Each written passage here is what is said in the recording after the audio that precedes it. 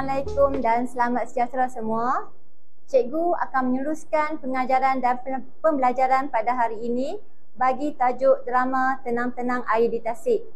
Dalam bahagian ini, murid-murid akan diberi beberapa soalan pemahaman berdasarkan drama yang telah dipelajari dalam video yang lepas dan murid juga akan diberi beberapa soalan yang berbentuk kebat.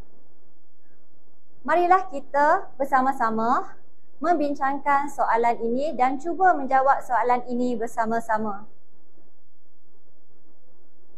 Baik, ini adalah soalan aneka pilihan. Soalan yang pertama, mengapakah Muzaffar ingin meneruskan tugasnya melatih kumpulan cacat penglihatan berkayak walaupun tidak dibenarkan oleh ibunya? Pilihan yang pertama yang berwarna hijau, pilihan yang kedua berwarna ungu, yang ketiga oranye dan yang keempat. Apakah jawapannya? Jawapannya ialah pilihan yang keempat, iaitu kaki tangan yang tidak mencukupi. Baik, seterusnya kita pergi ke soalan yang kedua. Dalam soalan ini, murid perlu memilih dua sebab Muzaffar diserahkan kepada keluarga angkatnya semasa berusia 3 bulan. Dalam soalan ini, murid perlu memilih dua sebab. Sebab yang pertama, keluarganya mahu menjaga kedudukan mereka, iaitu pilihan yang pertama. Pilihan yang kedua ialah keluarganya malu mempunyai anak yang cacat. Baik, seterusnya kita pergi ke soalan yang ketiga. Dalam soalan yang ketiga, soalan ini adalah soalan yang berbentuk kebat. Dalam soalan 3 berbunyi, adakah drama ini relevan dengan isu-isu semasa? Mengapa? Apabila soalan ini, pelajar perlu menjawab soalan dengan menggunakan ayat yang lengkap dan dramatis, serta semasa menjawab soalan ini, pastikan murid-murid mengulang arahan soalan. Soalan pendapat ini, adakah?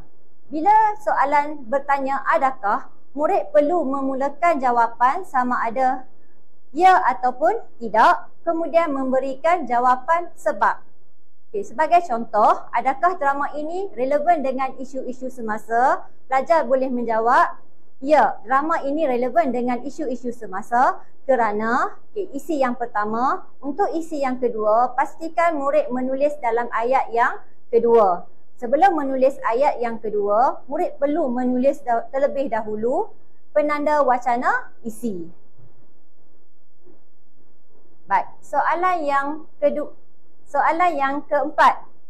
Pada pendapat anda, wajarkah ibu bapa menyerahkan anak mereka yang mempunyai cacat penglihatan kepada orang lain? Untuk soalan pendapat, ada perkataan wajarkah. Jadi, murid-murid perlu menulis jawapan sama ada wajar ataupun tidak wajar. Jadi, contoh jawapan yang mungkin pelajar akan tulis, pada pendapat saya, wajar. Kerana, jawapan yang pertama, untuk jawapan ataupun isi yang kedua, jangan lupa penanda wacana isi. Bagi soalan yang tidak wajar, sama juga, mulakan dengan tidak wajar, kerana, dan seterusnya. Baik, untuk soalan yang terakhir, pada pendapat anda, apakah perkara yang boleh dilakukan untuk menghargai jasa dan pengorbanan ibu bapa? Seperti biasa, murid perlu menulis, pada pendapat saya, perkara yang boleh dilakukan ialah pastikan ayat itu adalah ayat yang dramatis. Cikgu berharap semua murid dapat menyalin soalan-soalan ini dan menjawabnya sebagai latihan pengukuhan. Okey, itu saja. Selamat menjawab. Terima kasih.